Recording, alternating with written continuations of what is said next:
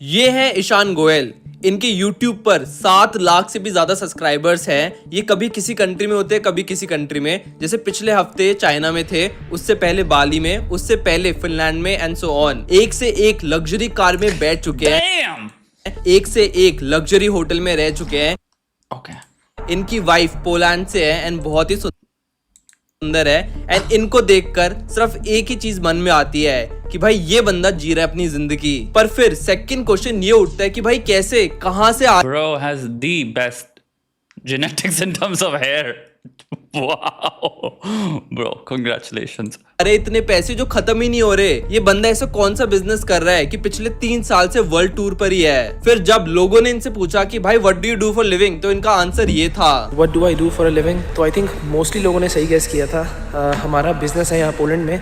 मैं पिछले लास्ट 2.5 साल से यहाँ बिजनेस कर रहा हूँ। पिछले 2.5 साल से ये बिजनेस कर रहे हैं। कौन सा बिजनेस, क्या बिजनेस, किसी को नहीं पता। मैंने इनकी बहुत सारी वीडियोस देखी, खुद रिसर्च करी, इनके हर एक वीडियो पर गया कि भाई ऐसा कौन सा बिजनेस ये कर रहे हैं जिसकी वजह से ये वर्ल्ड टूर अफोर्ड कर पा रहे हैं पिछले 3 साल से। बट मेरे को ऐसी कोई भी वीडियो नहीं मिली जिसमें इन्होंने अपने बिजनेस के बारे में बताया हो। फिर मैंने थोड़ी और रिसर्च करी तो मेरे को पता चला इनकी फैमिली का इम्पोर्ट एक्सपोर्ट का बिजनेस है एंड इनके पापा ही इनकी लग्जरी ट्रिप्स फंड कर रहे हैं। पर मेरे एंड आपके जैसे लोगों को ये बैकग्राउंड इन्फॉर्मेशन पता ही नहीं होती। हमें तो दिखता है कि भाई बंदा वर्ल्ड टूर कर रहा है पिछले 3 साल से एक सुंदर बंदी के साथ एंड साथ में बिजनेस भी कर रहा है। इसकी लाइफ तो बहुत सेट है। हम अपनी प्रेजेंट सिचुएशन को इनकी प्रेजेंट सिचुएशन से कंपेयर करते हैं कि भाई सोशल कंपैरिजन्स।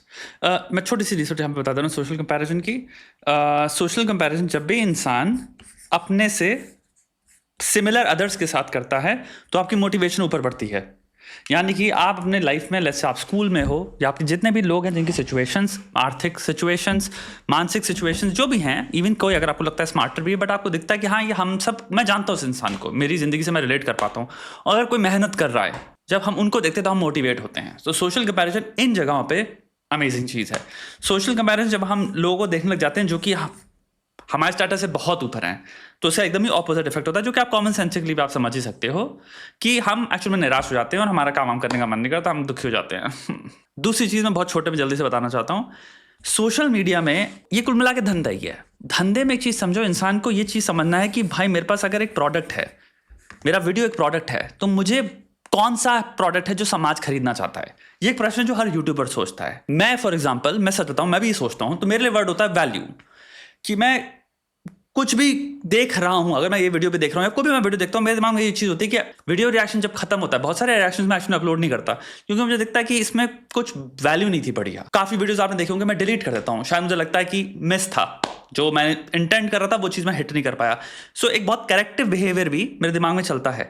पॉइंट ये कि हर यूट्यूबर के दिमाग में एक चीज है, इसका मतलब ये नहीं कि वो वैल्यू ही होगी। मेरे लिए हो जाती है कि यार पर्सपेक्टिव्स होने चाहिए, क्रिटिकल थिंकिंग होनी चाहिए, कुछ नई चीज है, कोई नया सोचने का तरीका है, ये सब है। और अगर सिग्निफिकेंटली कुछ फैक्ट्स भी अगर मैंने ऐड किए हैं या मैंने कोई अगर लिटरेचर से कुछ भी साइट कर रखा है तो मुझे लगता है हाँ इसमें वैल्यू है, ठीक है। सेकंड रीजन मेरा ये होता है रिएक्ट करने का host of completely different videos में, कि बहुत सारी चीजें वीडियोस में मिलती हैं जो कि कंप्लीटली न्यू थॉट्स के जनरेशन में हेल्प करती हैं, जो कि अदरवाइज शायद मैं अगर सिंपल रिस्ट्रिक्टिव वीडियोस बनाऊं अपने चैनल पे, मेन चैनल पे, वहां तक मैं पहुंच ही नहीं पाऊंगा। बहुत सारे यूट्यूबर्स हैं जो शायद वैल्यू नहीं सोच रहे। यहाँ सिंपल सप्लाई डिमांड की बात चल रही है और मेरे को क्या बेचना है तुम्हें, तुम कंज्यूमर हो, तुम समझते नहीं उस चीज को बहुत खतरनाक लेवल पे, लेकिन तुम कंज्यूमर हो क्योंकि सबसे बड़ी करेंसी तुमसे ली जा रही है। वो इंटरनेट यूसेज नहीं है, वो टाइम है। सबसे बड़ी करेंसी लोग समझते नहीं। When people say that your the product is actually time, उनको तुम्हारा टाइम चाहिए। तुम्हारा टाइम ही वो करेंसी है जो तुम्हारी पूरी जिंदगी परिवर्तन कर सकता है, तुम्हारी पूरी सोच का परिवर्तन कर सकता है। तुम एक खतरनाक 1 घंटे पे अपनी मेंटल हेल्थ के साथ ऐसी चीजें कर सकते हो जिससे वो बेहतर फील कर रहे हो। तुम बढ़िया स्किल्स सीख सकते हो। तुम भाई खाली हो घर पे, तुम्हें लगता है भाई डाइट की वजह से चीजें बड़ी खराब है, 1 घंटा स्क्रोलिंग की बजाय अगर मैं सिंपल पैन लूं और कोई नॉर्मल मैं कुछ भी ले लूं, डिश कोई भी, और उसकी सिंपल एक ट्यूटोरियल डला के मैं 1 घंटा सिंपल एक चीज बनाऊं, तो इसी समझो तुम न्यूरोप्लास्टिसिटी के पॉइंट ऑफ व्यू से, सेल्फ इंप्रूवमेंट के पॉइंट ऑफ व्यू से, सेल्फ एफिकेसी के पॉइंट ऑफ व्यू से, प्रैक्टिस करने के पॉइंट ऑफ व्यू से, अपने आप को देखने के पॉइंट ऑफ व्यू से, टास्क इनिशिएशन के पॉइंट ऑफ व्यू से, एफर्ट के पॉइंट ऑफ व्यू से, तुम कितनी सारी चीजें कर गए। 1 घंटे की वैल्यू बहुत ज्यादा है। तुम कोई अगर पुस्तक खोल के 5 पन्ने भी पढ़ लेते हो, वैल्यू है। तुमने पढ़ा, पढ़ाई से क्या हुआ, तुम्हारी लैंग्वेज इंप्रूवमेंट हुई, वोकैबुलरी इंप्रूवमेंट हुई। तुम एक्चुअल में लैंग्वेज का बहुत बड़ा, जब भी तुम्हारा रिसर्च में देखा जाए कि अगर किसी को अपने speaking skills, communication skills better कर रहे हैं, सबसे बड़ा स्रोत उसका एक्चुअल में रीडिंग है। वो 1 घंटा बहुत बेटर यूटिलाइज था।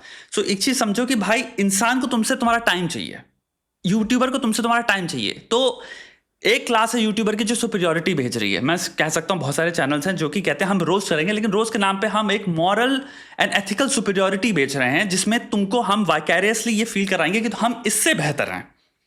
कभी सोचना इसको एक एथिकल पॉइंट ऑफ व्यू से, एक फिलोसॉफिकल पॉइंट ऑफ व्यू से। तो हम देखते क्या है, हम जब भी एक रोस्टर को देख रहे होते हैं वो हम अज्यूम कर लेते हैं कि जिसके साथ हम एसोसिएट कर रहे हैं बोलने वाला हम सब काइंड ऑफ सुपीरियर है, और जिसके बारे में हम बोल रहे हैं वो इंफीरियर है। तो एक तरह से हम बहुत बुरे व्यवहार में पार्टिसिपेट करते हैं विदाउट रियलाइजिंग, जोक्स और फन के नाम पे। ये भी सोचना, क्योंकि आपको एक सिंपल रेशियो होता है, रोस्ट करना कोई बुरी चीज नहीं है, बट रोस्ट में कितना लेवल का ह्यूमिलिटी भी है, कितने लेवल का हम्बलनेस है। एंड अगर ये फैक्टर रेशियो दोनों मैच कर रहे हैं, जहां पे इंसान कह रहा है हम बिल्कुल प्रेम से करने वाले हैं, ये भी एक इंसान है, खूबसूरती का प्रदर्शन होने वाला है, हम किसी तरह का प्रकार का हीन भाव नहीं रखने वाले किसी के लिए भी। आओ रोस्ट करते हैं, ये चीज खराब लगी मुझे, इस चीज पे प्रॉब्लम है, ये बात जो बोली सही नहीं है, वो सब ठीक है। लेकिन हम एनवायरमेंट ऐसा क्रिएट करते हैं जहां पे हम काइंड ऑफ इंसान को एक्चुअल में डिबेस करते हैं, या फिर डेनिग्रेट करते हैं, फिर हम इंफीरियरली देखते हैं। तो वहां पे आपको क्या मिल रही है वैल्यू? वहां पे इन तरह के स्रोत से आपको एक टीचिंग मिल रही है। वो टीचिंग है जो कॉमेंट सेक्शन में आपको दिखती है। कॉमेंट सेक्शन जो आई थिंक ह्यूमैनिटी का one of the worst part या बिहेवियरली डिस्प्ले है, वो यहीं से ही आता है। ये भाव कि मैं खुद देखता हूं कमेंट्स में कितनी बार होता है कोई इंसान अच्छी बात भी कर रहा है तो उसको पता नहीं कि उसको जोड़ना होता है एक वाहियात बदतमीज चीज। तूने अपनी अच्छी बात की परखच्चे उड़ा दी वो वाहियात बदतमीज चीज लिख के। बट हम कहां से सीख रहे हैं? हम ये सीख ही रहे हैं कि कोई कभी बात रख रहा है तो हमें उस इंसान से बदतमीजी करनी ही करनी है। ये बिहेवियर भी एक मास एम्पलीफाइड स्रोतों से ही आ रहा है। तो एक चीज समझो, हमारी वर्स्ट टेंडेंसीज खाना खाती हैं बहुत तरह के कंटेंट से। एक वो हो गया, एक हो गया सोशल कंपैरिजन इस तरह का, इस तरफ का। वहां क्या हो रहा है भाई, ना तुम्हें उसकी पिछवाड़ा पता है, लाइफ क्या है, कुछ भी नहीं पता उसकी बात की। वो तुम्हें क्या बेच रहा है, हानिकारक चीज हो सकती है आपके दिमाग के लिए, क्योंकि इसमें सोशल कंपैरिजन मतलब है कि आप सेल्फ से कंपेयर कर रहे हो उसको, तो सेल्फ हानि हो रही है। ये वीडियो जब खत्म हो रहा है, ऐसा कोई भी आप टॉपिक देख रहे हो, ऐसा कोई भी वीडियो देख रहे हो, आप ऐसे कोई भी इंस्टाग्राम पोस्ट देख रहे हो, आपको मैं देखता हूं कोई इंस्टाग्राम पोस्ट है किसी ने कोई गोरी गर्लफ्रेंड बना रखी है, उसमें इतनी बुरी तरह से फॉलोइंग है, and the whole premise of that content is कि मेरी गोरी गर्लफ्रेंड है या मेरी गोरी वाइफ है, एंड वो इंसान उसको एक ऑब्जेक्ट की तरह आंख बंद करके बेच रहा है। मतलब मैं एक वीडियो देख रहा था कल, उसमें एक लड़की रो रही है, उसका मुंह ऐसे करके दिखाई पड़ा है कैमरे से, वो रो रही है।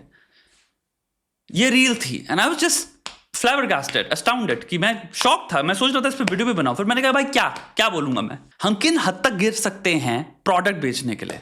एंड ये चीज समझो, बहुत लोग कुछ भी बेचने को तैयार हैं, as long as you understand that, try to understand what does this make me feel, ये क्या इन्वोक कर रहा है मेरे अंदर, मैं किस तरह का बिहेवियर। इसलिए पता है, सेल्फ को भी गवर्न करना, सेल्फ को भी ऑब्जेक्टिवली देखना बहुत इंपॉर्टेंट है। मैं वाहियात कमेंट्स क्यों लिखता रहता हूं, ये बहुत इंपॉर्टेंट क्वेश्चन है। सिंपल प्रश्न यहां पे तुम सबसे पूछना है, पिछले 5 या 7 दिनों में तुम सब लोगों ने जितने भी एग्रीगेट कमेंट्स लिखे हैं, जो भी होंगे, एवरेज में तुम खुद जज करो। अब 0 से 10 तक तुम कितने बदतमीजी से टाइप करते हो। तुम्हारे कितने कॉमेंट जो बेमतलब लोगों को गाली बक रहे हैं, एज अपोज टू तुम्हारे कितने कॉमेंट जहां पे तुम रिस्ट्रिक्टिवली लिमिट होके सिर्फ क्रिटिसिज्म, एडवाइस, काइंड बात, एडमिरेशन, ये सब शेयर करते हो, बाकी कट लेते हो, बाकी तुम एंगेज नहीं करते, बाकी तुम्हें मतलब ही नहीं है। भाई मेरे पास तो यहाँ पे नौकरी नहीं है, या फिर नौकरी है तो बहुत ही कम सैलरी मिल रही है, एंड ये बंदा वर्ल्ड टूर कर अपनी बंदी के साथ में बिजनेस भी हैंडल कर रहा है, बट जो ये बैकग्राउंड इन्फॉर्मेशन है ये कोई भी नहीं देखता। फिर आते हैं व्लॉगर्स लाइक UK07 राइडर। आप लोगों ने काफी लोगों को लग्जरी कार चलाते हुए देखा होगा, बट मैंने लग्जरी कार को किसी का YouTube चैनल चलाते हुए देखा है।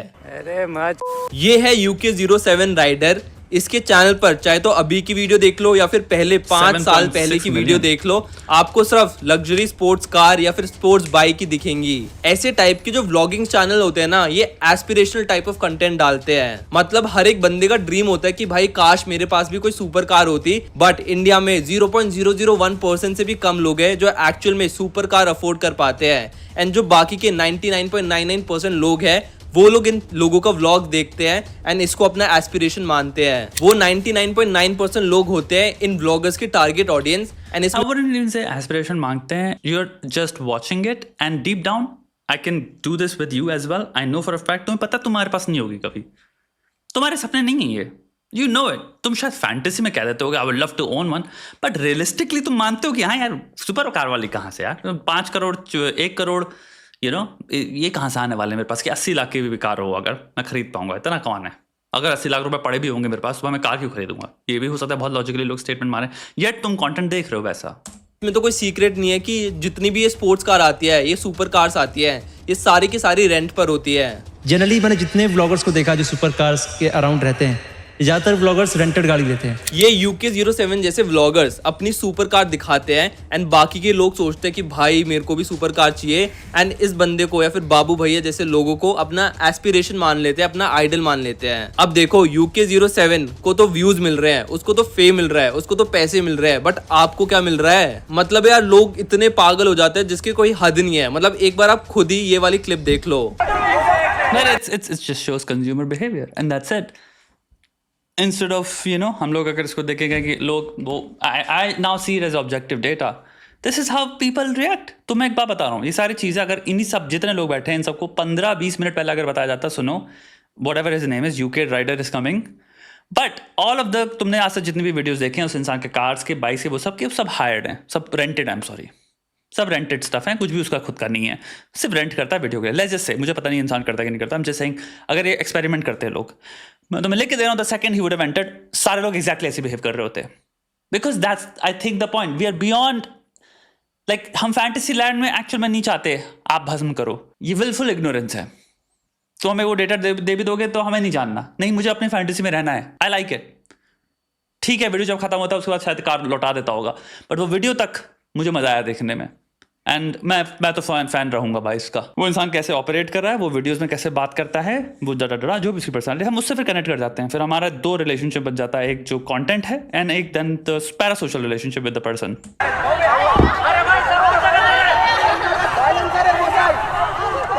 हजारों लोग आ गए UK07 राइडर को मिलने के लिए, क्यों? क्योंकि उसके पास एक and this is also another thing तुम्हें नोटिस करेगा, आई थिंक ये काफी यूट्यूबर्स के साथ होता है।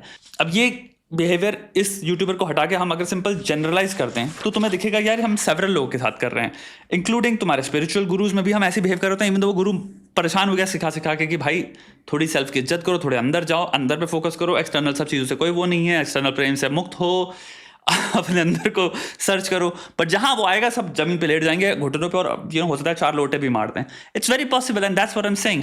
हमारे अंदर दूसरा सेलिब्रिटीज, बॉलीवुड के अंदर तुम्हें सेम चीज मिलेगा, उसमें कोई बात नहीं है, तुम्हें साउथ इंडियन सेलिब्रिटीज के साथ सेम चीज मिलेगा, हो सकता है टीवी सेलिब्रिटीज के साथ भी मिले, यूट्यूबर्स के साथ मिल ही रहा है। What is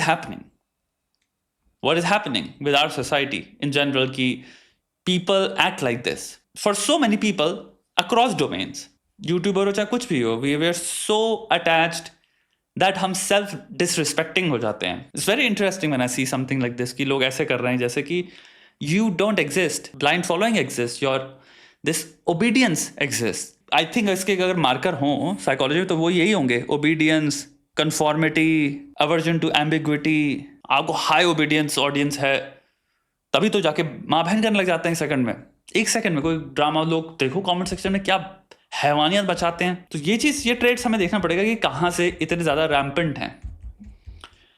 it's very interesting to मी।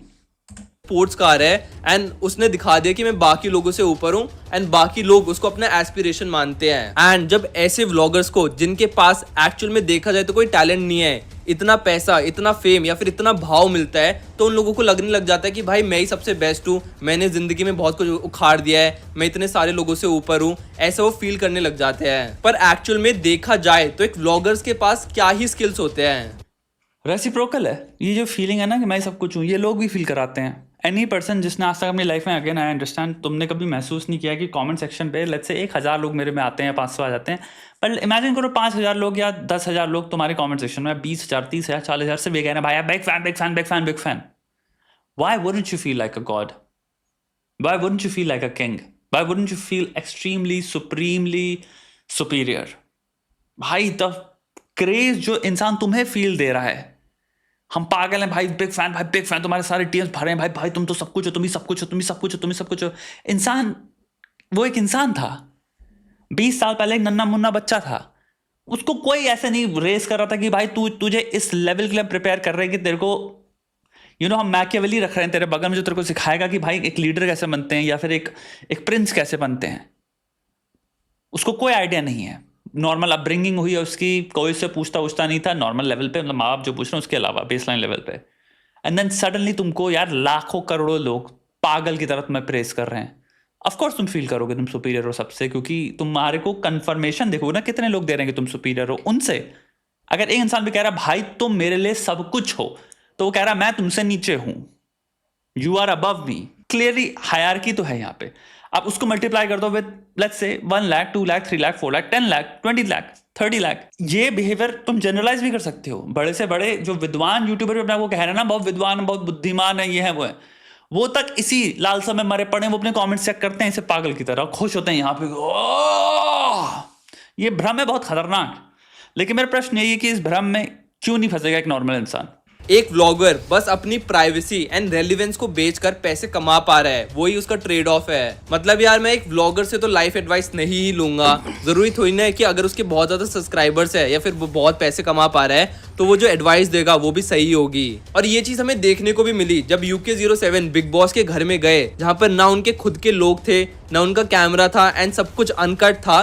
तब उनकी एक्चुअल पर्सनैलिटी बाहर निकल के आई जो कि बहुत लोगों को पसंद नहीं आई। कितनी ज्यादा बेइज्जती हुई UK07 की, अब तक भी लोग उनकी वीडियोस के नीचे कमेंट करते joker joker. Salman Khan and बाकी कंटेस्टेंट ने भी काफी मिलकर उनका रोस्ट किया, फिर बिग बॉस ने भी उनको घर से बाहर निकाल दिया। इनफैक्ट फाइनल्स में जब सब हर एक कंटेस्टेंट को आना पड़ता है तो तभी उनको बुलाया नहीं गया। देखो ये जो व्लॉगर्स होते हैं ना, ये आपको एक मैनिपुलेटेड रियलिटी दिखाते हैं। एक व्लॉगर के 24 घंटे के दिन में से आपको सिर्फ 10-15 मिनट का ही पार्ट दिखाया जाता है, तो उस ब्लॉगर का एक्चुअल लाइफस्टाइल क्या है उसकी पर्सनालिटी उसके व्लॉग के बाहर, वो किसी को भी नहीं पता होती। अब कुछ दिन पहले ही एल्विश यादव के पापा ने बताया कि भाई जो हमने घर लिया है वो मेरे को कोई और प्लॉट बेचकर वो घर मिला है, एंड जो हमारे पास कार है उसमें से एक रेंटेड है एंड दूसरी लोन पर है। और ऐसे हजारों एग्जांपल्स दे सकता हूँ मैं आपको जहां पर लोग अपना fake. But maybe he's also saying that for tax purposes or like he doesn't want to disclose, and lot of parents की personality होती है कि चाहे कितना पैसा आ रहा है पैसे बारे में बताओ मत। So he could just be making stuff up because he knows camera लगा and उसका बेटे ने जितनी let's say publicity कर दिया हमारे पास कितना पैसा है, मेरे को पसंद नहीं है, ideologically I disagree, and maybe it's like he's just giving a different but I don't think he probably he is a multi-millionaire without a doubt. The views he gets and he every single video में he has sponsorships, every single sponsorship I'm assuming he takes minimum 20 से 50 लाख के बीच में, so for per video he makes around 50 lakh. Why wouldn't he be a multi-millionaire? एक lifestyle दिखाते हैं views and fame पाने के लिए, क्योंकि जितना ज्यादा वो शो ऑफ करेंगे उतने ज्यादा लोग उन्हें देखेंगे, उतने ज्यादा पैसे उन्हें मिलेंगे एंड फिर वो और ज्यादा शो ऑफ कर पाएंगे। तो मतलब एक पूरा एक सर्कल है। ऐसे एक और ब्लॉगर है YPM व्लॉग्स, वो बंदा भी हर हफ्ते नई लग्जरी कार लेके आता है। मतलब एग्जांपल्स की कमी नहीं है, इतने सारे लोग हैं जो अपना लाइफस्टाइल फेक कर रहे हैं। फिर कुछ व्लॉगर्स लेट्स से नहीं भी कर रहे होते, लेट्स से किसी का लाइफस्टाइल है ये, लेट्स से मेरा भाई मैं हूँ, मैंने 2 कंपनियां खोली थी, एक फट गई चल गई, मेहनती आदमी हूँ मैं, ये नहीं कह रहा हूँ कि भाई लक है, लेकिन लक भी बहुत इन्वॉल्व होता है। सही टाइम पे सही जगह पे सही चीज़ करना बहुत बहुत मैटर करता है। भाई कंपनी फट गई मेरी, लेट्स से कुछ भी किसी भी चीज़ का बिजनेस था, सिंपल घड़ियों का ही बिजनेस था भाई मेरा सेट हो गया 3-4 कॉन्ट्रैक्ट ऐसे लेवल पे सेट हुए हैं कि भाई मैं कंपनीज को बेच रहा हूँ वो चीज़, और वो इतनी सॉलिड है कि भाई over the period of 10-20 years भाई मेरे पास ऑलमोस्ट 50 to 70 मिलियन आते हैं। ठीक है, बच्चे हो गए हैं, सब कुछ हो गया, तो भाई मेरा बच्चा चलाता है कहानियाँ, उसको भाई मजा आता है यूट्यूब पे।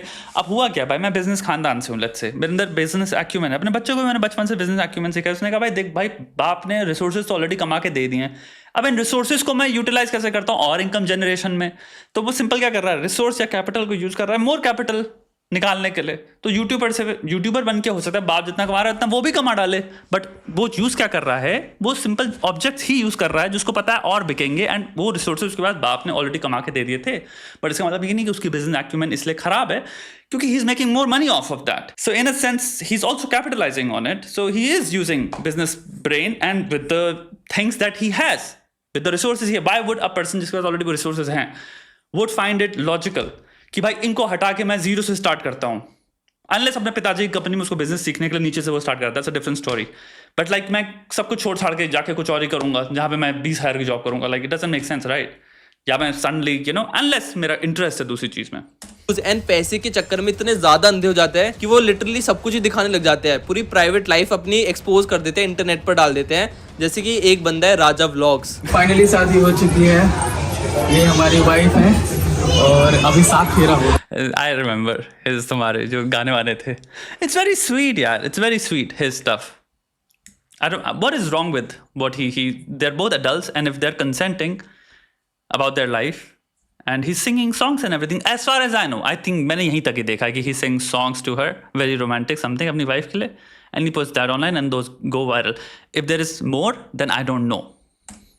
जब मैं इस वीडियो की रिसर्च कर रहा था तो मैं राजा व्लॉग्स के यूट्यूब चैनल पर आया एंड मैंने देखा कि भाई इसने अपनी शादी के ऊपर 50 से भी ज्यादा व्लॉग्स बना दिए. मतलब इसका पूरा यूट्यूब चैनल इसके व्लॉग्स, इसके शादी के व्लॉग्स से ही चल रहा है. आई एम श्योर जब राजा ने अपना व्लॉगिंग चैनल शुरू किया होगा तो उनको कोई आइडिया भी नहीं होगा कि उनकी ऐसी वीडियोस वायरल हो जाएगी. बट अब जो वायरल हो गई है तो लोग भी एक्सपेक्ट कर रहे हैं कि भाई राजा व्लॉग्स शादी का नया व्लॉग लेके आए एंड उस बंदे को भी व्यूज और पैसे मिल रहे हैं. तो वो इस लूप में फंस गया कि बार बार वो ऐसा कंटेंट बना रहे हैं शादी से रिलेटेड एंड उतना अच्छा उसको रिस्पॉन्स मिल रहा है, फिर वो और ज्यादा बना रहा है. एंड जब आप सो तुम जो बात there you go, you just explained तुम्हारा कंडीशनिंग, रिवॉर्ड बिहेवियर का जो लूप होता है, you just explained it psychology में, and that's how we are guided. Because हमारा रिवॉर्ड है पैसा. सो हमारा रिवॉर्ड, जो भी चीज हमारे को पैसा देगा, हमारा रिवॉर्ड गाइड कर रहा है हमारे बिहेवियर को. आपके मिलियंस ऑफ सब्सक्राइबर्स हो जाते हैं ना, मिलियंस ऑफ फॉलोअर्स हो जाते हैं, फिर आप अपनी मर्जी से व्लॉग्स नहीं डालते बट आप लोगों की मर्जी से डालते हो कि भाई लोगों को क्या देखना है, क्योंकि तभी तो आपका चैनल और ज्यादा बढ़ेगा. And but that only applies if again तुम्हारा रिवॉर्ड एक्सटर्नल है, जहाँ पे हो गया भाई मेरा रिवॉर्ड ही है मेरे को 50 लाख कमाने. अगर मैं इस गोल से बैठा हूँ महीने के कि मेरे को 50 लाख कमाने, तो मैं भाड़ में गया. मैं वर्ड एग्जिस्ट नहीं करता. What exist is consumer psychology.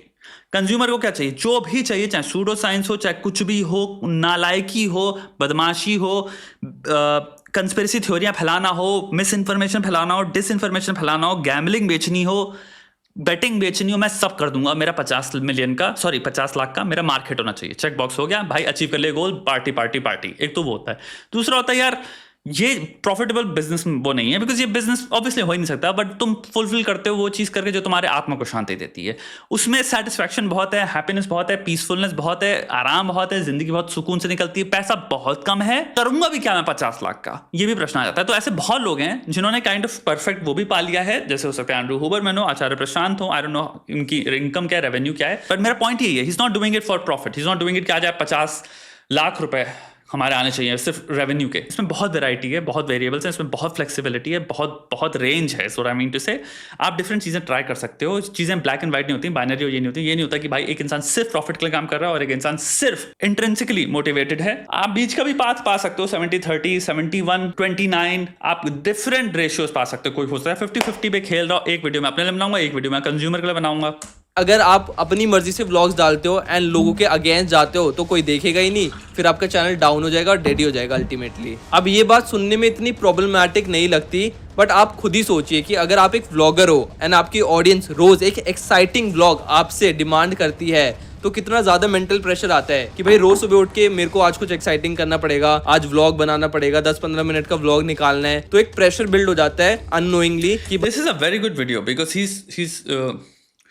he's voicing like so many good points and so many, I would say, controversial opinions as well. So many simple points but good points indeed, so quickly. This is also a new point which is very interesting, and ये मेरा view I think vlogging पे हमेशा से रहा है कि I don't think vlogging is really scalable. I think vlogging at most 1-2 साल का बिजनेस है या 3 साल का बिजनेस है. उसके बाद आई थिंक तुम्हारी जो ओरिजिनल ऑडियंस थी दैट मूव्स ऑन, वो तुम्हारी मैच्योर हो जाती है, उनका सैचुरेशन पॉइंट हिट हो जाता है, and then they move on to different content. And I think जो नई ऑडियंस आती है they are not growing up with you. I think India में स्पेशली व्लॉगिंग की लाइफ ज़्यादा है for some reason, I don't understand why. मुझे अलग ही लेवल पे थोड़ी सी रिसर्च करनी पड़ेगी, समझना पड़ेगा, मैंने कभी करा नहीं है. But I think vloggers in India have a life of like let's say 8 years, 5 to 8 years I think around में रखूंगा. ये सब बहुत साइंटिफिक नंबर्स नहीं है, ये सब मैं ओपिनियंस दे रहा हूँ, प्लीज ये चीज़ समझना. तुम लोग भी इस पर अपनी टिप्पणी कर सकते हो, but I really think vlogging, first of all I don't think कोई व्लॉगर जिंदगी में व्लॉगिंग कर सकता है. That does not exist because vlogging ऐसा है, it's a see kind of thing, you know. वो ऐसे जाएगा फिर उसके बाद नीचे जाएगा तुम्हारा ग्राफ. नॉवेल्टी वेयर ऑफ कर जाती है ना एक टाइम बाद. सेम चीज़ कितना बात सेम, तुम्हारी पर्सनैलिटी से बहुत तगड़ी तरह से वाकिफ हो गया, एक टाइम बाद तुम सीलिंग हिट कर जाओगे, तुम कोई नॉवेल्टी प्रदान नहीं कर रहे. अगर तुम्हारी जिंदगी मेरी जिंदगी जैसी मंडेन या मोनोटोनस है वैसी ही हो जा रही है तुम्हें देखना, तो मैं तुम्हें देखना बंद कर दूंगा. मैं I will move on to more exciting things. तभी तो इंसान कार और ये जो दिखा रहा है उसको भयंकर लेवल पे एक्साइटिंग एक्सट्रावेगेंट चीजें दिखानी पड़ रही है ना, कि ये देखो आज मैं हुराकान लेके आया हूँ, अरे भाई इससे व्यूज आ गया, हाँ आ गया, अगली बार क्या करेंगे, हेलीकॉप्टर नहीं चल, पता करो भाई रेंटिंग का कितना लगता है. क्यों तुम्हें भाई उसको अप करना पड़ेगा बार बार, नॉवेल्टी. तब भी मैं बैठा हूँ जहां मैंने 4 बार हुराकान देख ली, 5वीं बार होगा देख तो ली, सेम चीज ही करता रहता है. इंसान बहुत फिकल है.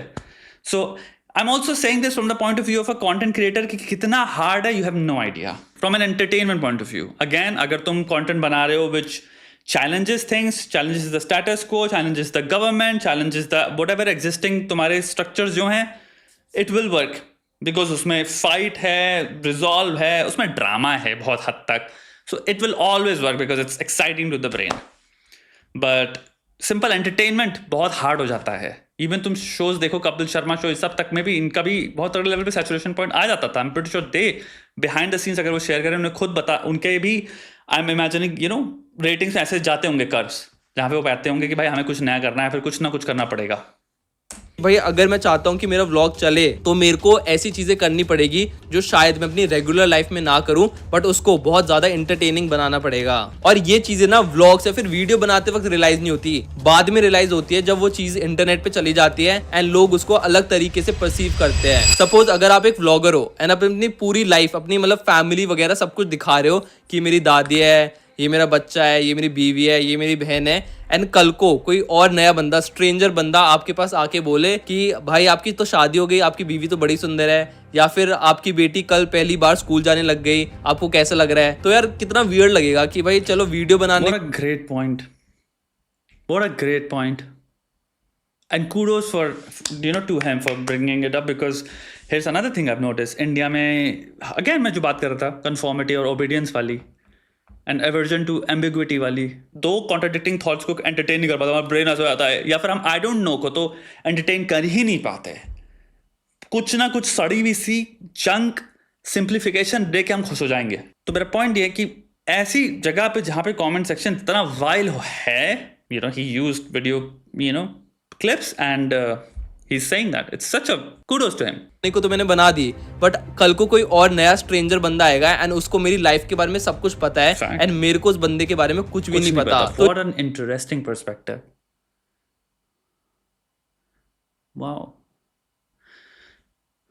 Because to me, I think the greatest concern is with children is there's a lot of research on this as well, but तुम लोगों को मैं छोटी सी बात बताता हूँ. जो तुम्हारी चाइल्ड, ये जितना भी कंटेंट है, गंदा टाइप का जो कंटेंट होता है, ये इंडस्ट्री $350 बिलियन की इंडस्ट्री है. I think so. प्लीज़ यहाँ इसको डबल चेक या कोई वो फैक्ट चेक कर सकता है. बट ये जो चाइल्ड वाली जो इंडस्ट्री है, PDF वाली, ये इंडस्ट्री जो है वीडियोस में सर्कुलेशन में, फोटोज़ के सर्कुलेशन में, ये 350 बिलियन की है. एंड जब आप इसलिए रिसर्चेस पढ़ते हो, उसमें बहुत बड़ी चीज़ एडवाइस करी आती है. साइंटिफिक जितने भी तुम सोशोलॉजिकल मॉडल्स ले लो, या जितने भी तुम्हारे इन सब चीज़ों पे लीगल जो काम भी करें पे, कि अपने बच्चों की फोटो शेयर मत करो सोशल मीडिया में. आपको नहीं पता कौन कॉपी करके इसको कहाँ सर्कुलेट कर रहा है. It's as simple as that. Like try not to. From the point of view of this knowledge में मैं यहाँ पे बात कर रहा हूँ. हम वही बात है ना, I think there is an ignorance जो हम विलफुली डिप्लॉय करते हैं. हमें पता है वो कुछ है, लेकिन मैं जान के नहीं सोचना चाहता, क्योंकि मेरा जो शायद इंटेंशन है, मेरा जो मोटिव है, वो उसको फिर डिस्करेज करेगा. तो मैं कोशिश करूंगा कि मैं ऐसा सोचूं ही नहीं कभी कुछ. बस सत्य है कि आप सबको और हम सबको पता तो है. एंड द थिंग इज कि फिर यही बात आ जाती है ना, ये अगर मैं एक्सेप्ट कर लूं कि हाँ ये है, और $350 बिलियन अगर कोई चीज़ इतनी बड़ी है, इलीगल इंडस्ट्री, तो बहुत बड़ी इंडस्ट्री है. यानी कि हमारे कितने लोग अराउंड हमारे जीवन में ही हैं जिनसे हम मिले हैं, जो ऐसी चीज़ों का सेवन कर रहे हैं, बट कभी हमें बताएंगे नहीं. वो ये सब चीज़ें बहुत सत्य हैं, पता है ना. उसका मतलब ये नहीं दुनिया बहुत डार्क है. डार्कनेस है दुनिया में, राइट. पेंट मत करो दुनिया को. दुनिया में एक खूबसूरत शेर, शूरवीर, हीरोज भी एग्जिस्ट करते हैं. There very kind people also existing on this planet. There very intelligent, nice, जो who make a choice of making this world better every day, वो भी एग्जिस्ट करते हैं. लेकिन at the same time you have to understand, हमारे बीच में ही ऐसे लोग हैं जो ऐसी चीज़ों को सपोर्ट करते हैं, सेवन करते हैं. मेरा ख्याल से, मेरा हमेशा से जो वो था स्ट्रांगली, वो यहीं तक था. आई थिंक ये काफ़ी डार्क व्यू पॉइंट है, but it's a very, I think to me it's a very legitimate view point कि दिस एग्जिस्ट. जनरली माता पिता जितना प्यार करते हैं अपने बच्चे को, ये आप सिंपल जनरलाइज करते हो अक्रॉस स्पीशीज भी. जाओ किसी कुत्ते से उसके बच्चे के सामने, उसके किसी इवन किसी पिग को ले लो जो अपने बच्चे को हो, किसी भालू के पास जाके एक बार उसके बच्चे के पास, जब वो हो भी छोटे छोटे बच्चे हों, अगर तुम्हारे को धड़ से पूरा अलग कर देंगे जानवर भी. ये बायोलॉजिकल है, वायर्ड है हमारे अंदर, अपने बच्चों को प्रोटेक्ट करना, अपने किन को प्रोटेक्ट करना, प्यार करना उस लेवल पे. तो वो प्यार मैं डिफाइन नहीं कर सकता शब्दों में.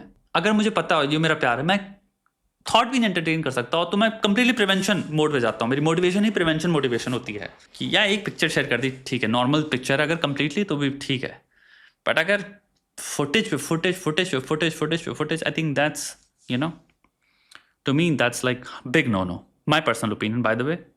एंड सो मैं उस पर्सपेक्टिव से मैंने इसलिए कभी ऐसा पर्सपेक्टिव सोचा ही नहीं, what I am trying to say, what he meant कि like complete strangers know everything about your life. That's such an interesting perspective, and also a scary and eerily very creepy perspective. They know everything about मेरे घर के अंदर क्या, मेरा घर कैसे दिखता है। तुम में से कितने लोग हैं जो चाहेंगे लाखों करोड़ लोगों को एग्जैक्टली तुम्हारे घर का पूरा सब कुछ नक्शा वक्शा सब पता हो, अंदर का कैसा दिखता है, कौन सा तुम्हारा बेडरूम कैसा है। यार तो बहुत ही प्राइवेट एरिया हो गया मेरा लाइफ का। Wow, never thought it like that. तो ये काफी प्रॉब्लम क्रिएट करता है बाद में। और फिर काफी ऐसे दिन होते हैं जब आपके पास कुछ भी नहीं होता दिखाने के लिए, फिर आपको फेक स्क्रिप्ट बनानी पड़ती है। जैसे कि एक और व्लॉगर है अरमान मलिक के नाम से, उसकी 2 बीवियां हैं, तो पता नहीं क्या ही स्क्रिप्ट बनाते रहते हैं, फेक स्क्रिप्ट बनाते रहते हैं, क्योंकि उनका जो यूजुअल कंटेंट होता है व्लॉगिंग का वो कितना ही अलग कर लेंगे, कितना एक्साइटिंग कर लेंगे, बट उसको बोर्डम को खत्म करने के लिए एंड लोग बने रहे उनके साथ, तो वो अजीब अजीब स्क्रिप्ट लिखने शुरू कर दिए उन्होंने। एंड काफी सारे ऐसे व्लॉगर्स हैं, मोटो व्लॉगर्स हैं, जिनकी बहुत सारी वीडियो स्क्रिप्टेड ही होती है। और जितने भी व्लॉगर्स हैं ना, जितने भी टाइप के व्लॉगर्स हैं, उनको कुछ ना कुछ किसी ना किसी चीज से डील करना पड़ता है। जैसे कि जो फूड व्लॉगर्स है वो रोज नया बाहर का खाना खाते हैं, मतलब कभी चांदनी चौक में खा रहे होंगे, कभी किसी रेस्टोरेंट में खा रहे होंगे, तो रोज दिन भर गंद खाते रहते हैं, तो कहीं ना कहीं जाके बाद में जाके उनकी हेल्थ इश्यूज होते हैं। फिर जितने भी फिटनेस इन्फ्लुएंसर है उनको अच्छा दिखना है, उनकी बॉडी अच्छी होनी चाहिए, 6 पैक एब होने चाहिए, तो उसके लिए काफी सारे लोग स्टीरॉइड्स लेने शुरू कर देते हैं। उसके अलग At least he is, so Larry Wills को देख रहे हो, he's very open about his steroid abuse, very open, even he made an entire video कि वो addicted है इस चीज से। So this is I think the difference. As long as तुम्हारा नोएल ड्रेसडल जो भी नाम है उस इंसान का, वो इतनी ओपनली तुम इन्फॉर्म करने के पॉइंट से, एजुकेट करने के पॉइंट से अगर तुम बता रहे हो कि भाई मैं लेता हूँ, प्लस लेकिन ये हैं, मैं ये बिजनेस कर रहा हूँ, मेरे पास इतने सारे लोग हैं, मैं इतने ब्लड चेकअप्स करता हूँ, इसके नेगेटिव इफेक्ट तुम्हारे माइक रेनेसां रेजिस्टेंस जो भी है, माइक जो एक्सरसाइज साइंटिस्ट इस वक्त जो सबसे फेमस चल रहा है, सबसे ज़्यादा फेमस जो इंसान है यूट्यूब पे बॉडी बिल्डिंग के रिगार्ड्स को लेके, उस इंसान के एजुकेटेड वीडियो देखो स्टेरॉइड यूज पे, वो इतनी खुल के इतनी बढ़िया तरह से समझाते हैं साइंटिफिक पॉइंट ऑफ व्यू कि भाई स्टेरॉइड्स करते क्या है तुम्हारे साथ, इवन तुम्हारी मसल्स के साथ तुम्हारी हेल्थ, कितनी लाइफ एक्सपेक्टेंसी कम हो जाती है, क्लियरली वो बता रहा है। और वो इंसान PhD प्रोफेसर है एंड बॉडी बिल्डर है, एंड वो तुम्हें प्रॉपर साइंस, ओनली साइंस के बेसिस पे बता रहा है भाई कि तुम्हारी कितने लेवल से चीथड़ उड़ेंगे, कितने लेवल से चीथड़ उड़ेंगे, and he adds a lot of comedy to it. So I think the point is this only कि हाउ मेनी, बिकॉज मैं तो इतना क्या बोलूं, जितने भी मैं यूट्यूब पे इंस्टाग्राम पे गलती से भी मेरे कोई भी इंडियन आता है, मेरे को 5 सेकंड लगते हैं, मुझे पता होता है भाई इसने ठोके हुए हैं, इसमें कोई बात नहीं है, बट मैं नाम वाम कुछ नहीं लेना चाहता मुझे इस चक्कर में पढ़ने, क्योंकि भाई यहाँ पे इतनी लेवल ऑफ अनएजुकेशन है, पहले तो regarding this particular domain, secondly भाई साहब वही ब्लाइंड फॉलोइंग, भाई तुमको गलती से बोल मत दो, अरे भाई लोग ऐसे तो बिल्कुल नेचुरल हो सकता है, तुम पागल हो क्या बे, मजाक कर रहे हो क्या? सारे जितने फिटनेस यूट्यूबर हैं बाहर के जो एग्जैक्टली वैसे दिखते हैं, वो क्लियरली उन्होंने बता रखा है ओपनली कि भाई हम लेते हैं, जो नहीं लेते उन पे मीम चलते हैं। तुम्हारा शायद माइक हर्न्स जो भी नाम है, बेबी डोंट हर्ट मी, पूरा मीम वो है, द रॉक पे पूरा मीम चलता है, जॉन सीना शायद पहले नहीं बोलता था, शायद उसने एक्सेप्ट कर लिया, वो लेता है। जितने भी हैं जो ओपनली एक्सेप्ट नहीं करते, तुम्हारा आई थिंक वो जो है ज़ैक एफ्रॉन, उसकी भी ली जाती है इसलिए दबा के, हेल्थ पे अलग नुकसान होता है। फिर आते हैं लाइफस्टाइल टाइप ऑफ व्लॉगर्स, उनको अपना सब कुछ ही दिखाना पड़ता है कि आज मैं ये कर रहा हूँ, आज मैं वो कर रहा हूँ, तो उनकी प्राइवेसी खत्म हो जाती है। फिर होते हैं ट्रैवल व्लॉगर्स, उनको भाई ट्रैवल ही करते रहना पड़ता है, क्योंकि लोग उनसे अलग अलग लोकेशन एक्सपेक्ट करते हैं कि भाई ये बंदा वहां पर जाके व्लॉग्स बनाएगा। फिर बहुत सारे ट्रैवल व्लॉगर्स लोन पर अलग अलग ट्रिप्स पर जाते हैं ताकि वो कंटेंट बना पाए। तो जो भी चीजें आपको इंटरनेट पे दिखती है, जरूर the best job would be the person who likes travelling and is doing travel vlogging. And I understand the problem would be, जो प्रिसाइस इसने पॉइंट करी, इज कि तुम कितना ट्रैवल कर सकते हो। At some point you need some rest, at some point you need to stay with, तुम्हारी कोई रिलेशनशिप्स है आई वुड इमेजिन, अनलेस तुम लिटरली अपने पार्टनर के साथ ट्रैवल कर रहे हो। बट अगर अपने पार्टनर के साथ ट्रैवल नहीं कर रहे हो तो तुम्हारी तो भैया तो 4 महीने वहाँ जा रहा हूँ, तुम्हारी रिलेशनशिप भी ब्रेकअप होते रहेंगे, क्योंकि दूसरे लोगों की भी कुछ ना कुछ जिंदगी तो होगी ना। सो अगर तुम वाइफ हस्बैंड हो और अगर ट्रैवल करो, या फिर तुम लोग ऐसी रिलेशनशिप की गारंटीड, हम लोग मतलब एंगेजमेंट हो चुकी है, उसके अलावा आई थिंक तुम्हें अपने घर वालों से भी तो मिलना है, अपने माता पिता से तो बैठना चाहोगे साथ में, अपने रिश्तेदारी में कुछ तो मेंटेन करना चाहोगे। पॉइंट ये है कि जब भी तुम घर आए और तुम ट्रैवल नहीं कर रहे हो, फिर तुम शायद आई थिंक लाइफस्टाइल व्लॉगिंग में तुम्हें शिफ्ट होना पड़ेगा। सोचना पड़ेगा कि हमारा स्केड्यूल क्या होने वाला है अपलोड का। जरूरी नहीं है कि वो सब कुछ सच हो, पर बहुत सारे लोग स्पेशली बच्चे इनकी लाइफस्टाइल को देखकर डिप्रेशन में आ जाते हैं। फोमो होने लग जाता है उन्हें कि फियर ऑफ मिसिंग आउट, कि ये बंदा मेरी एज पर या फिर 3-4 साल बड़ा जो भी ये सब कुछ कर रहा है एंड मैं यहाँ पे कुछ भी नहीं कर रहा, मेरे पास तो जॉब भी नहीं है। तो एक डिप्रेशन और एक एंग्जाइटी और एक फोमो होने शुरू हो जाता है। एंड वैसे भी यार इन व्लॉग्स में कोई भी अपना डाउन साइड नहीं दिखाता। व्लॉग्स हमेशा आपको खुश करने के लिए होते हैं। कोई भी अपना डाउन साइड या फिर जो भी बुरी चीज़ें होती है वो कुछ भी नहीं बताता। जैसे एल्विश यादव भी जब जेल में गए उसके बारे में उन्होंने कुछ भी ज़्यादा नहीं बताया। एक व्लॉग में बता दिया कि हाँ भाई मैं जेल जा रहा हूँ, दूसरे व्लॉग में बता दिया भाई जेल से वापस आ गया। बट जो भी प्रेशर उनकी फैमिली पर आ रहा है, जो भी मेंटल स्ट्रेस उनमें उनके अंदर है अभी फिलहाल, वो चीज़ वो खुल के एक्सप्रेस नहीं कर रहे, क्योंकि कोई भी ना ऐसे डिप्रेशन टाइप और नेगेटिव व्लॉगिंग टाइप वीडियोस में कोई भी इंटरेस्टेड नहीं होता। सबको व्लॉग्स चाहिए जिसमें कुछ बढ़िया और एक्साइटिंग हो रहा हो एंड सब खुश हो। और ये जो And actually, what I don't think, I mean, I don't know if he has done it or not. What he doesn't realize is, if he does this, he will get even more views.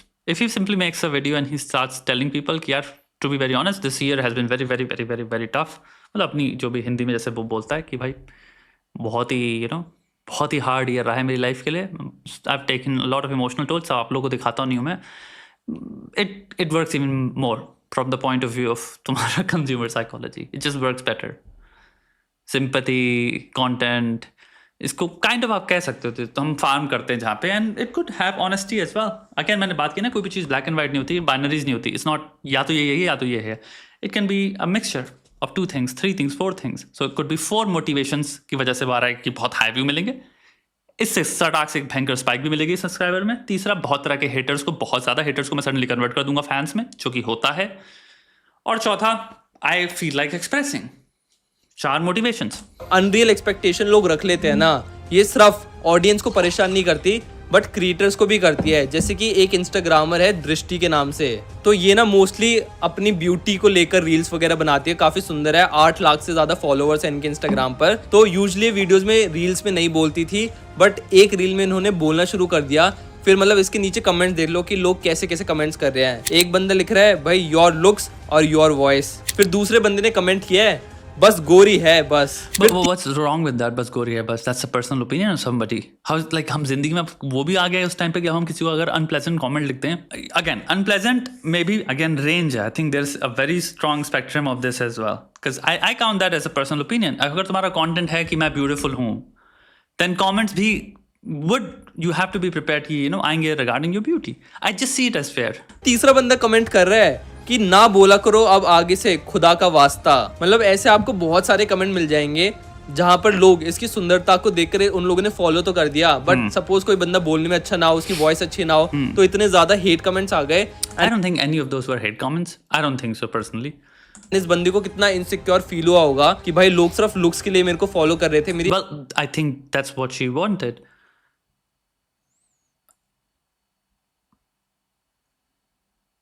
Actual personality and मेरी voice के लिए मेरे को लोग इतना बुरा भला लिख रहे हैं। Wouldn't that be a reality check then in life? Ki, oh, well, they're all here just for this body and face appearance. That's it. And that's what I've created as well. In fact जो आगे की reels है उसमें इन्होंने बोलना काफी कम कर दिया।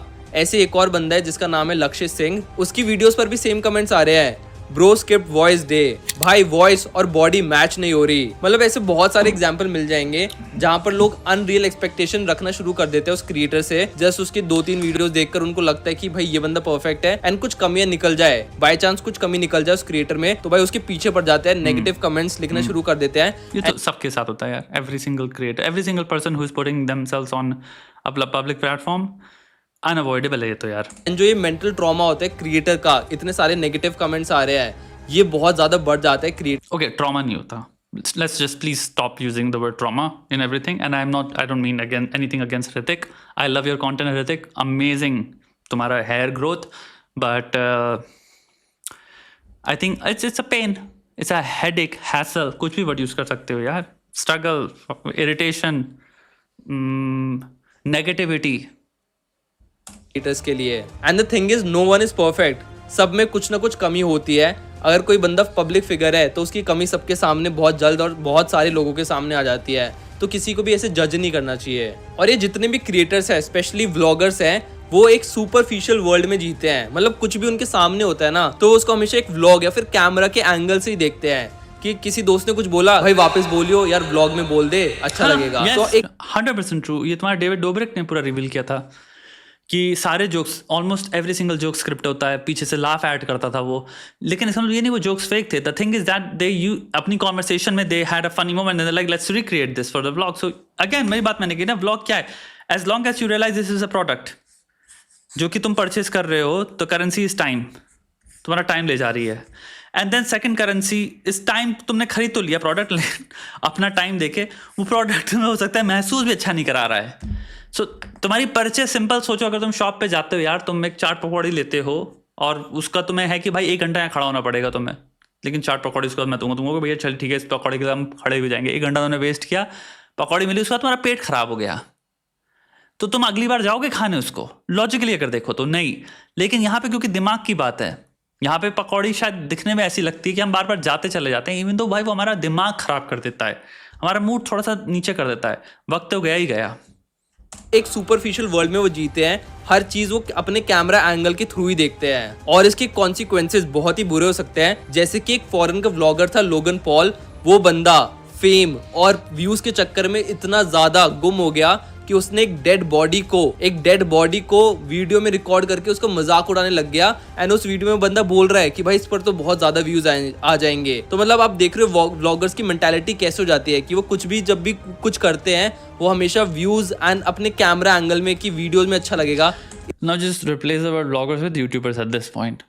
I promise you this is about all YouTubers. They do what will get them views. All से मेरा मतलब होता है हमेशा in general.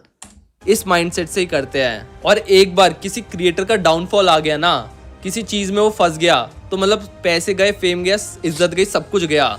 जैसे कि अगर एल्विश यादव भी अगर कल को जेल हो जाते हैं उसको इस स्नेक वेनम वाले केस में, तो भाई उसकी सारी ब्रांड डील्स गई, व्लॉग बनाना छूट जाएगा, सारे पैसे गए, लोगों के जितने भी उसके हेटर्स है वो और ज़्यादा बढ़ जाएंगे। ऊपर से जो उसके फॉलोवर्स है वो कुछ टाइम तो सपोर्ट करेंगे, फिर 2-3 महीने बाद सब भूल जाते हैं। तो मतलब सिर्फ एक गलती की वजह से आपका पूरा करियर, इनफैक्ट पूरी लाइफ खत्म। has anything to do with vlogging? Or I think that's just a personal mistake. Or I'm not gonna say personal mistake क्योंकि इसने गलती बोला इसलिए मैं गलती बोल रहा हूँ, but that's just a personal action. खत्म हो सकती है। मतलब जो 5-10 साल लग के आपने इतनी बड़ी ऑडियंस बनाई है ना, सिर्फ एक गलती की वजह से सब कुछ खत्म हो सकता है। इसलिए reel I don't agree with that at all actually, because I think you can do n number of mistakes. I think people keep following you. I think there's a giant amount of audience which do not give a poop. And ये already तुम्हारे foreign YouTube में हो चुका है. It's already been tried and tested. People cancel होते हैं, फिर वापस आ जाते हैं वो। अबे जेक पॉल देख लो, क्या कुकर्म नहीं किया उसने। सिंपल लोगन पॉल देख लो, अभी लोगन पॉल की बात करी थी, कौन से कुकर्म नहीं किया, कितनी बार कैंसिल हो चुका है। स्कैम वैम सब कुछ तो कर डाला उसने, कितने बड़े मेजर स्कैम किए उसने। आज भी देखो चल रहा है, लोग देखते हैं, कुछ भी डालेगा लोग फैन हैं। हमारे में कोई ऐसा नहीं है, हम बहुत भयंकर लेवल पे हमारा मोडस ऑपरेंडी है कि भैया मॉरल कोड पे ही हम ऑपरेट कर रहे हैं। Humans don't. I think humans operate largely on immediately क्या चीज़ है जिसने मेरा इंटरेस्ट कैप्चर किया। आई थिंक हमारे वर्किंग मेमोरी में जो चीज़ें एक्साइटिंग या एक्साइटमेंट सडनली एकत्रित करती हैं, हम वहाँ चले जाते हैं। So instant excitement is what we operate on. Like इंसान पूरा वीडियो देखेगा, उसके बाद मे बी इंसान नीचे 4 गालियाँ लिख देगा, बट तुम फैन बने रहोगे। Is what I am saying. I don't think that ever happens कि लोग चले जाते हैं। और रियलिटी में डिफरेंस पता होना बहुत ही ज्यादा इंपॉर्टेंट है। और बहुत लोग ना इन व्लॉगर्स को या फिर इन इंस्टाग्रामर को उनकी रियल लाइफ देखकर इन्फ्लुएंस हो जाते हैं कि भाई व्लॉगिंग में करना ही क्या है, बस कैमरा उठाओ, बकचोदी करो, मजाक उड़ाओ एंड इसके आपको पैसे मिलेंगे। बट एक्चुअल में देखा जाए तो एक व्लॉगर के पास स्किल्स ही क्या है। मतलब कल को उसका चैनल बंद हो गया तो कौन उसको जॉब देगा? क्या आप एक व्लॉगर को जॉब दोगे? मतलब कोई एक्चुअल स्किल है ही नहीं उनके पास, या उससे भी बेकार है ये इंस्टाग्रामर जैसे अंजलि अरोरा है। मतलब वो सिर्फ बंदी सुंदर है, डांस कर लेती है थोड़ा बहुत, मतलब डांस भी ढंग का नहीं करती, उसके फॉलोअर्स है इसलिए उसका थोड़ा बहुत करियर चल रहा है। बट कल को no idea who these people are. काम बंद हो गया जैसे कि बाकी टिकटॉकर्स का हो गया था, तो बंदे रोड पर आ जाएंगे, कोई स्किल नहीं है, कोई जॉब उनको देगा नहीं। तो जब भी आप इन व्लॉगर को देखो तो एक पिंच ऑफ सॉल्ट के साथ जरूर देखना कि जो भी आपको दिखाया जा रहा है वो एक्चुअल में जरूरी नहीं है बिल्कुल भी सच हो। Okay guys, so that's it for the video. मैं छोटा सा ओपिनियन दूंगा। This video is amazing. Hrithik tank video my bro, tank video, छोटी सी जिंदगी है, छोटू सी है, तुम लोग को हवा में लगेगी। भाई मैं भी तुम्हारी तरह 20 साल का था, 25 साल का था। बहुत सारे लोग हैं जो मेरे को एक्चुअली देखते हैं इसी चैनल पे, जो कि एक्चुअली 30+ हैं, मेरी एज के ही हैं। हम सबको पता है मैं जिंदगी हवा की तरह निकल गई। ये साल भी खत्म होने वाला है, 2024 खत्म होने वाला, 2025 आने वाला है। अ गारगेंटुइन अमाउंट ऑफ टाइम तुमने स्पेंड किया है ऑलरेडी इन वॉचिंग वीडियोस, जिनसे अगर भी तुमसे पूछा जाए कि तुमने उनको एक बार देखा था, तो तुम्हें शायद अब मेमोरी भी ना रहे। You have no recollection, you have no idea what happened, you don't remember 99% of the videos that you watched. एक सिंपल अगर चेंज कर पाओ वो है कि कंप्लीटली कट योरसेल्फ ऑफ। तो काफी लोग मुझसे पूछते हैं श्वेताब यार तू पूरे दिन कितनी देर यूट्यूब, हमारे लाइक लास्ट वीडियो में शायद जोक था कि वॉच टाइम वो सब दो। The only time I watch YouTube is when I am reacting, that's it. Yesterday मैंने शायद आधा घंटा तुम्हारे ट्रम्प और हैरिस की डिबेट देखी है, दैट्स इट। वो भी आधा घंटा, मेरे पास पूरा वो नहीं था टाइम देखने का, बिकॉज मेरे पास टाइम नहीं है। क्योंकि अगर काफ़ी लोग मुझसे कहते हैं भाई तुम डेटा या वो, या उसमें टाइम लगता है सब कुछ अक्यूमुलेट या अक्रू करने के लिए। I read all day, all the time, that's all I do. I read and then I have a family, then I also take care of myself. एक पर्सनल लाइफ का एक अलग टाइम जाता है। बाकी मेरे अलग वेंचर्स हैं, एम्प्लॉयज हैं नीचे, उन सबको देखने में, उनसे बात करने में, उनसे चीजें करने में, फाइनेंसेस सब करने में, मतलब at the end of the day जितनी भी चीजें हैं, they just take your day away. But majority of my time is spent in just reading, जो कि नहीं होगा अगर if I am scrolling. I only scroll for content, by the way. अगर मैं स्क्रोल करता हूँ तो बस मैं देखता हूँ किस पे मैं वीडियो बना सकता हूँ। I am being very honest with you, चाहे कितना खराब लगे, that's why I scroll, because I am like okay किस पे मेरे को लगता है हाँ बहुत बढ़िया पर्सपेक्टिव हो सकता है। तो जो मेरे इंस्टाग्राम टाइप वाले वीडियोस होते हैं ना, yes I watch them before, because that's how I determine कि मैं इन पर रिएक्शन करूंगा। यूट्यूब वाले videos totally by thumbnail and title like go. मेरे फोन पे कोई वॉच टाइम नहीं है। मेरे फोन पे एक्चुअली अगर वॉच टाइम आएगा तो फोन का बहुत ज्यादा आएगा, क्योंकि मैं पीडीएफ खोल के उसको पोर्ट्रेट मोड से जो भी होता है वाले मोड पे करके मैं बुक पढ़ता रहता हूँ जब भी खाली होता हूँ। तो एक बुक मेरे पास हमेशा बुक यहाँ पे होती है फोन पे पढ़ने के लिए, और बहुत सारे आर्टिकल्स अलग हैं। लैपटॉप में बुक्स पढ़ी हुई हैं, फिजिकल बुक्स पढ़ी हुई हैं। सोने से पहले अगर सिंपल सी बात है, अगर अकेले सोते या कुछ भी है तो एक किताब अपने बेड के बगल में रख लो, और एक सिंपल रूल बना लो, फोन को मैं दूसरे रूम में छोड़ के आऊंगा। तो अगर 11 बजे सोते हो तो कोशिश करो 9:30 बजे तक बेड पे आके लेट जाओ। और अच्छी बात है कि 2 कौड़ी के ख्याल, मुट्ठल ख्याल नहीं आएंगे लाइफ में जब तक तुम एक अच्छी किताब खोल लो। तो बेहतर ये होगा कि यार कोई भगवत गीता रख लो, या कोई भी फिलोसफी की किताब रख लो जो कि सिंपल टू रीड है लेकिन बहुत प्रोफाउंड है, डीप है। तो मेरे पास 2 किताबें जो रखी, लाओत्से की, तुम्हारी मेरे को डाओइज्म बहुत पसंद है, एक वो किताब है और दूसरी भगवत गीता है। दोनों को मैं आज तक फिनिश नहीं कर पाया, बट कितनी रातें मैं 1.5 घंटा पढ़ता हूँ, क्योंकि असल में 2 सेंटेंस पे मैं खो जाता हूँ। फिर मैं 2 सेंटेंस खोलता हूँ, मेरे दिमाग में जाता, फिर मैं अलग। तो डाओइज्म की तो मैं बता ही नहीं सकता। अगेन 2 सेंटेंसेस पढ़ता हूँ, मेरे 80 बुक्स के पेजेस लिख देता हूँ अपने दिमाग में। But my point is this, and then मैं अपने आप ही सो जाता हूँ, मुझे पता भी नहीं चलता। एंड उससे क्या होता है, मैं ब्लू स्क्रीन से दूर हूँ, मेरी सर्केडियन रिदम चेक पे है, एंड मेरी नींद बढ़िया आती है, अच्छे ख्यालों से सोया मैं। सिंपली जब सुबह उठता हूं मैं, तो मेरे अंदर ये नहीं होता स्क्रोलिंग करना स्टार्ट कर दूं, जो हो सकता है बहुत सारे तुम लोग करते हो। मैं सोचता हूं यार 1 घंटा अगर मैं थोड़ा सा तुरंत, या तो उठो पहले मुंह पे पानी ढोलो तो तुम तुरंत जग जाओगे कंप्लीटली। लेट्स से वो नहीं करना, तुमको थोड़ी देर बेड पे लेटना लेट्स से आदत है। 2 कौड़ी की चीज़ खोलने से बढ़िया है, 2 कौड़ी का इंस्टाग्राम खोलने से बेहतर है। अगेन वापस चले जाओ यार, कुछ पढ़ते हैं यार, तेरा किस में इंटरेस्ट है, देश में इंटरेस्ट है ना? तो सिंपल पॉलिसी, इकोनॉमिक्स, जीडीपी क्यों 2 कौड़ी का मेजर है?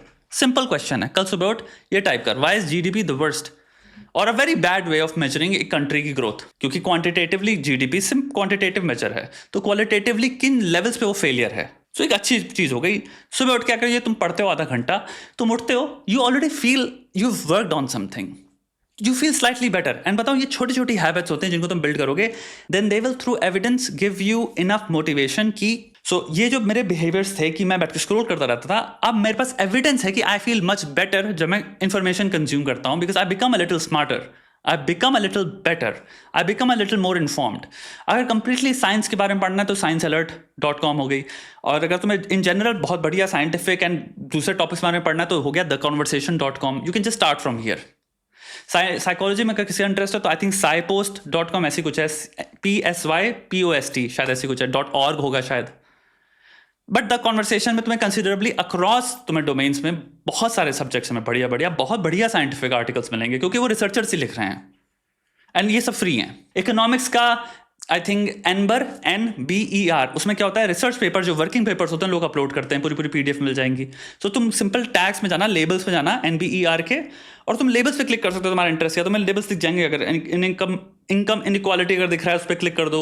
थोड़ा सा टाइम लगेगा, थोड़ी सी मेहनत करनी पड़ेगी, थोड़ा सा तुम्हें स्टार्टिंग में एक लर्निंग कर्व होगा, थोड़ा सा हार्ड होगा। जितना चीज़ को जो करोगे उतना बेहतर होते चले जाओगे, राइट? तुम्हारे लेवल्स बढ़ते चले जाएंगे। एक टाइम होगा बहुत ईजी हो जाएगा तुम्हारे लिए पढ़ना, and that's I think much better. At least ये 4 सोर्सेज से स्टार्ट करो, राइट? इकोनॉमिक्स का जिसका इंटरेस्ट है NBER से स्टार्ट कर सकता है, NBER। बस बैठ जाओ, चाटो, जब भी खाली हो चाटो, स्क्रोलिंग को कंप्लीटली रिप्लेस कर लो। एंड बहुत टाइम लगेगा, बट मैं इतना लिख के कह रहा हूँ, जितना तुम पढ़ोगे, जितना आर्टिकल्स पढ़ोगे, तुम एक चीज़ देखो कि यहाँ पे तुम बेहतर फील करने लग जाओगे, यहाँ पे तुम बेहतर फील करने लग जाओगे क्योंकि तुमने कुछ सीखा है। It counts as action toward making yourself better, task completion, reading, knowledge accumulate करी, and then in general motivation, goal pursuit. इसी सब चीज़ों को फिर तुम्हें काम पे लगाना है। काम पे लग जाओ भाई, अटैक मोड खरीद लो विदाउट थिंकिंग कि ओ ये है वो है ये है वो है, खरीदो। डिस्कॉर्ड आने वाला है, वो भी एक्सक्लूसिव ही है, सिर्फ अटैक मोड मेंबर के लिए। जितने लोगों ने पायरेट कर रखा है उनको कभी ना डिस्कॉर्ड मिलने वाला ना कुछ होने वाला है। और इनके साथ प्रॉब्लम ये है, नहीं मिला उनको, ना मिलेगा। और अभी डिस्कॉर्ड हमने फाइनल कर दिया, पूरी टीम से मेरी बात हो ही रही है, सबके पास तुम्हारा मैसेज में सबके पास आ जाएगा, मैं उसमें मैसेज के थ्रू मैं कर दूंगा। तो देयर यू गो, वो भी प्रॉब्लम खत्म। क्या करोगे खूबसूरती देख के? मेरा बहुत एक खूबसूरत क्वेश्चन ये है तुमसे, क्या करोगे? देख ली खूबसूरती, ठीक है, और खूबसूरती देख ली, अभी कितनी खूबसूरत है, अभी कितनी खूबसूरत है, खत्म हो गया। वो थॉट एंड कहाँ हो रहा है? या तो तुम मुट्ठलबाजी में खत्म करोगे उसको, या फॉलो करके एंड करोगे। फॉलो में क्या हो गया, अब तुमने उसको एक लूप में और इन्वेंट कर लिया कि अब तुम फंस गए उस एक और स्रोत में खूबसूरती ताड़ने के। क्या मिल रहा है उससे? दोनों ही चीजें दो कौड़े की हैं। तुम्हारे अंदर जो बीइंग है, and I would much rather use the word being than self. जो बीइंग है, क्योंकि मल्टीपल चीजें एग्जिस्ट करती हैं इसके अंदर। मैं चाहूंगा कि वो सब एक दूसरे को जान के एक दूसरे से हाथ मिलाएं यार, और सब एक दूसरे से जब हाथ मिला रहे हो, उसका फाउंडेशन है गर्व महसूस करना। I am proud of you. And वो तभी होता है जब तुम नो कहना सीखते हो, तब तुम कहते हो ये चीज़ बेकार है यार, बेनीथ मी है, बट कर लिया, छोड़ो। एंड ये सब चीज़ें over the period of time आएंगी, इसलिए over the period of time एक एफर्ट है स्टार्टिंग का, लर्निंग का, वो बेयर करना है, बस उसको बेयर कर लो। तुम किंग कॉन्ग हो, उसके बाद थोड़ी देर नो कह लो, तुम किंग कॉन्ग हो। जब बेनिफिट्स आने स्टार्ट होंगे ना कॉग्निटिव, तब तुम कहोगे मजा आ गई भाई। सेम चीज़ एक्सरसाइज के साथ होती है। पहले दिन किसी को मज़ा नहीं आ रहा एक्सरसाइज करके, बट एक बार 2 हफ्ते रुक लो, फिर जब बेनिफिट्स आते हैं। डाइट सही करने में यही चीज़ है, पहले दिन मज़ा नहीं आ रहा क्योंकि आदत लगी है पुरानी बहुत 2 कौड़ी की, उन सब चीज़ों को नहीं कहना पड़ रहा है। फिर लेकिन जहाँ जोन में आ गए, जहाँ तुम्हें देखने लगे बॉडी चेंज हो रही है, जहाँ तुम देख रहे हो तुम्हारी स्फूर्ति बढ़ गई है, तुम्हारी अटेंशन बढ़ गई है, तुम आलसी नहीं फील करते हो, you work better, you move better, right? उन चीज़ों के फिर बेनिफिट्स दिखते हैं ना, फिर तुम उसको नहीं छोड़ पाओगे, क्योंकि इंसान बेनिफिट्स को लैच ऑन करता है। तो थोड़ा सा जो ये पॉइंट है ना स्टार्टिंग से बीच का, वहाँ पे थोड़ा सा बस बेयर कर लो। तो ये जितने भी इन्फ्लुएंसर, जितने भी बकवास जो भी बताया गया, सब कुछ अनफॉलो करो, सब कुछ अनफॉलो करो, प्लीज़ अनफॉलो करो। देखो ही मत, देखो ही मत। तुमको वीडियोस मैं दिखा तो देता हूँ अपने चैनल पे साथ बैठ के, देखते तो हम लोग आड़े ताड़े हर तरह के वीडियो देख लेते हैं। इनफ नहीं है वो, काफ़ी है दिन के लिए, ख़त्म करो अब।